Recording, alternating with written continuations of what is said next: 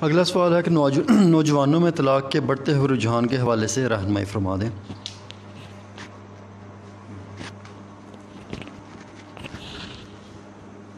یہ ایک سوال کیا گیا ہے، ہمارے سماجی مسائل میں سے ایک مسئلہ کہ نوجوانوں کے اندر نکاح کے بعد طلاق کا رجحان بڑھ رہا ہے، اس کی کیا وجوہات ہیں؟ بنیادی طور پر اس بات کو سمجھنا چاہیے کہ نکاح رسول اللہ صلی اللہ علیہ وسلم کی سنت ہے۔ نکاح کرنے کے بعد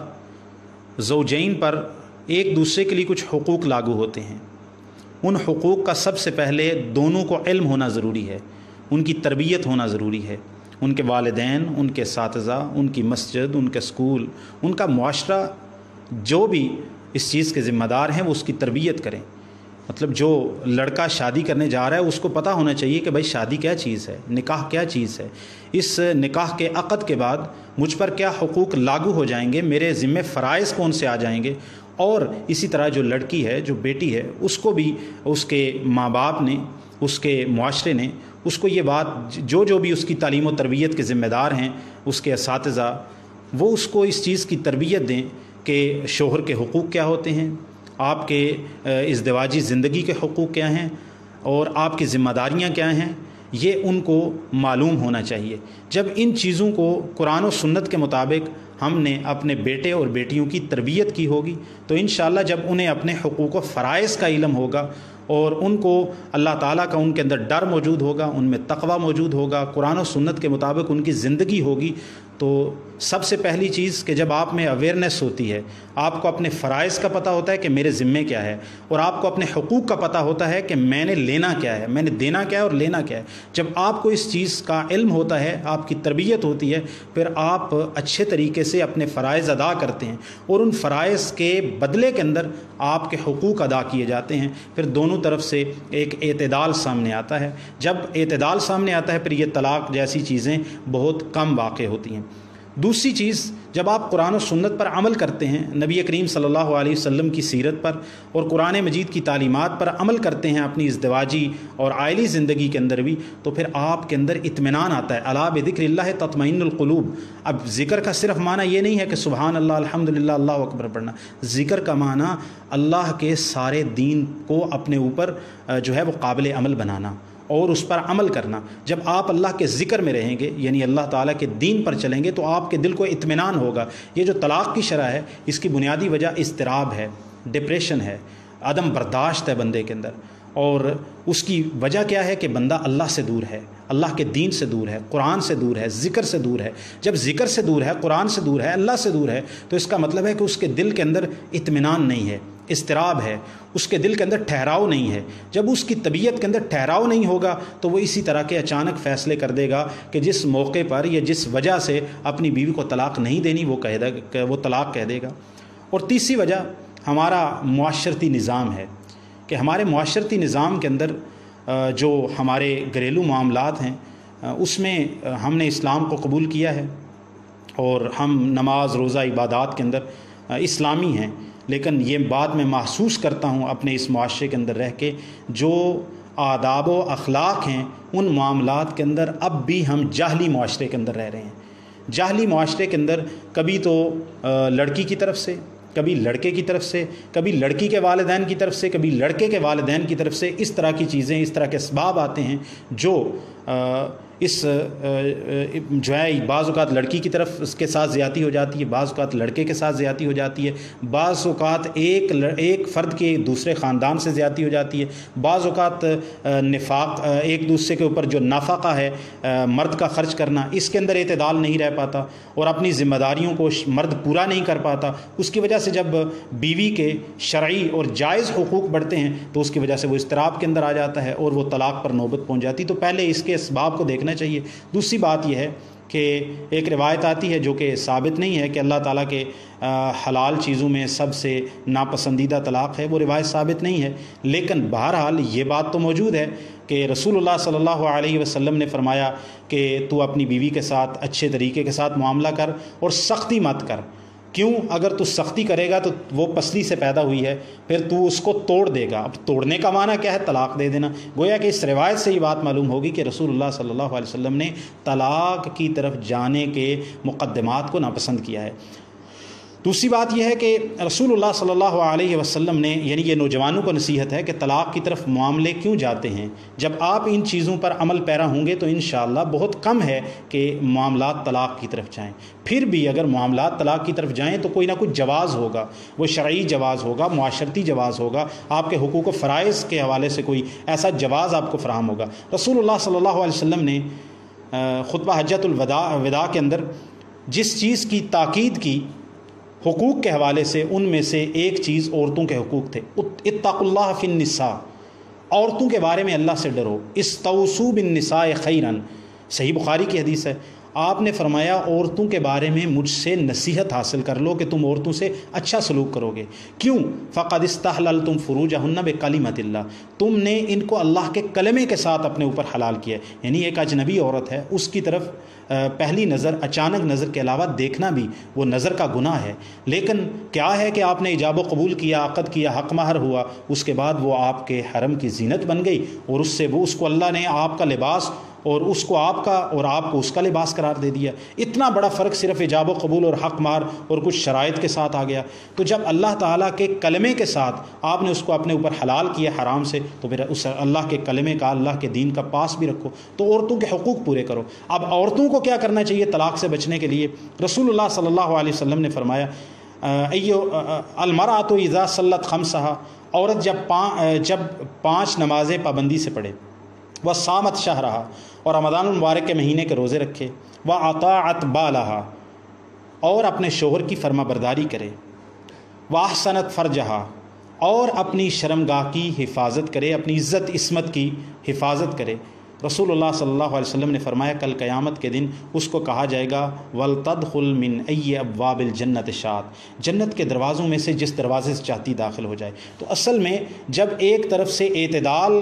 کو ختم کیا جاتا ہے، افراط و تفریط کا شکار ہوتے ہیں، چاہے لڑکے کی طرف سے چاہے لڑکی کی طرف سے، تو پھر طلاق کی نوبت آتی ہے۔ جب ہم اپنے فرائض کو جانتے ہیں اور ان فرائض کو ادا کرتے ہیں، اور پھر اس کے بعد ہمیں اپنے حقوق کا پتہ ہے، اور ہم اچھے طریقے سے قرآن و سنت کے مطابق اور معاشرتی اصولوں کے مطابق ان حقوق کو مانگتے ہیں دوسرے سے اچھے طریقے کے ساتھ، تو پھر طلاق کی نوبت نہیں آتی۔ اور جب ہم رشتہ بھی کرتے ہیں، اب یہ بھی ایک چیز ہے، جب ہم نکاح کرتے ہیں، رشتہ کرتے ہیں، تو اس رشتے کو بھی جب ہم دین کی بنیاد پہ کرتے ہیں، رسول اللہ صلی اللہ علیہ وسلم نے فرمایا تنکح المرأۃ لأربعین، عورت سے عام طور پہ 4 وجہ ہوتی ہیں جن سے نکاح کیا جاتا ہے، 4 میں سے کوئی ایک۔ آپ صلی اللہ علیہ وسلم نے فرمایا لحسبہا، اس کے حسب نسب کی وجہ سے، اس کے خاندان کی وجہ سے، ولجمالہا، اس کی خوبصورتی کو دیکھ کر، ولمالہا، وہ مالدار عورت ہے تو کوئی شخص اس سے نکاح کرنا اس لیے پسند کرتا ہے۔ آپ نے فرمایا ولدینہا، اور ایک وجہ نکاح کرنے کی دین ہوتا ہے۔ آپ صلی اللہ علیہ وسلم نے صحابی کو فرمایا فظفر بذات الدین تربت یداک، تو دین کی بنیاد پر کامیابی حاصل کر لے، دین کو تو اہمیت دے۔ تو جب دین کو آپ اہمیت دیں گے، لڑکا بھی لڑکی بھی دونوں کی دین کے اوپر تربیت ہوگی، دین کو سمجھتے ہوں گے، دین پر عمل کرتے ہوں گے، پھر طلاق کی نوبت نہیں آئے گی۔ پھر بھی اگر طلاق کی نوبت آ جائے تو یہ کوئی ایسی اچنبے کی بات نہیں ہے۔ سیدنا زید بن حارثہ رضی اللہ تعالیٰ عنہ اور سیدہ زینب، رسول اللہ صلی اللہ علیہ وسلم کو زید بن حارثہ سے کتنا پیار تھا، لیکن ان کے درمیان بھی طلاق کا معاملہ آ گیا۔ تو طلاق کا معاملہ جب آپ قرآن و سنت پر چل رہے ہیں پھر بھی طلاق کی نوبت آ جاتی ہے، تو اس کی وجہ یہ ہے کہ دونوں میاں بیوی دونوں نیک ہیں، ان میں سے کوئی برا نہیں ہے، ان میں سے کوئی جو ہے وہ ایک دوسرے کے حقوق میں کمی نہیں کرتا، لیکن مزاج آپس میں طبیعت نہیں مل پاتی، مزاج نہیں مل پاتا، تو پھر بھی طلاق کی نوبت آتی ہے۔ تو پھر اچھے طریقے کے ساتھ آپ اس کو ہینڈل کرنا چاہیے۔ ایک چیز میں یہاں پر وضاحت کرنا چاہتا ہوں طلاق کے حوالے سے، ہمارے معاشرے کے اندر بہت کمی ہو رہی ہے، اور ہم بھی نکاح کے عقد کرواتے ہیں بطور ایک خطیب ہونے کے۔ مجھے جس چیز کا سب سے زیادہ افسوس ہوتا ہے، اور وہ یہ ہے کہ ہم نے حق مہر کو ایک کاغذی حیثیت دی ہے،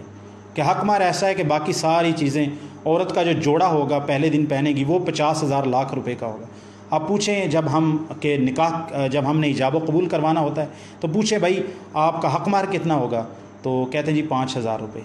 لڑکا کماتا کتنا ہے؟ وہ 2,000 پاؤنڈ مہینے کا کما رہا ہے، UK کے اندر رہتا ہے، اسپین میں رہتا ہے، ہزاروں ڈالر کما رہا ہے، ہزاروں یورو کما رہا ہے۔ کیوں؟ کیونکہ ہم نے علماء نے نصیحت کے طور پر نکاح کو آسان بنانے کے طور پر یہ کہا کہ حق مہر ہلکے رکھے جائیں، لیکن اس کا نتیجہ کیا ہوا کہ جب لڑکی سے شادی کی جاتی ہے طلاق کی نوبت یہ بھی ایک عنصر ہے، اگر اس پر عمل کیا جائے اور اس کو دیکھا جائے، نہ کہ نکاح کو مشکل بنایا جائے، بھی نہیں کرنی جو میں نصیحت کرنے لگا ہوں۔ حق مہر عورتوں کو اچھا دینا چاہیے کہ مرد کی حیثیت کو دیکھ کر اور اسی طرح عورت کے خاندان اور اس چیزوں کو دیکھ کر، معاشرت کو دیکھ کر، اپنے ماحول کو دیکھ کر اچھا حق مہر باندھنا چاہیے۔ اب طلاق آپ نے پوچھا نا زیادہ ہوتی ہے، تو اگر اچھا حق مہر باندھا ہوگا یا تو وہ نقد ادا کر دیا جائے گا، 2 4 5 لاکھ روپیہ ہے، اس سے بھی عورت کے بینک بیلنس میں کوئی چیز چلی جائے گی، اس کو سیکورٹی مل جائے گی۔ لیکن اگر وہ ادا نہیں کیا گیا، ادھار ہے، تو پھر کوئی شخص جس نے ایک خاصی اماؤنٹ حق مہر کی صورت میں ادا کرنی ہے، تو پھر چھوٹی چھوٹی باتوں پر سالن میں نمک مرچ کم زیادہ ہونے کی وجہ سے وہ طلاق نہیں کہتا پھرے گا، کیونکہ اس کو پتہ ہوگا کہ اگر میں نے یہ کام کیا تو پھر اس کے ضمن کے اندر، اس کے عوض کے اندر مجھے اتنی اماؤنٹ پے کرنی پڑے گی۔ تو اس میں بھی افراط و تفریط نہیں ہے کہ ایک ماڑا بندہ ہے، مزدور دار ہے، اس پر لاکھوں روپے حق مہر لگا دیے جائے۔ لیکن طلاق کا جو عام طور پہ جو لوگ طلاق دیتے ہیں وہ عام طور پر جو متمول لوگ ہوتے ہیں،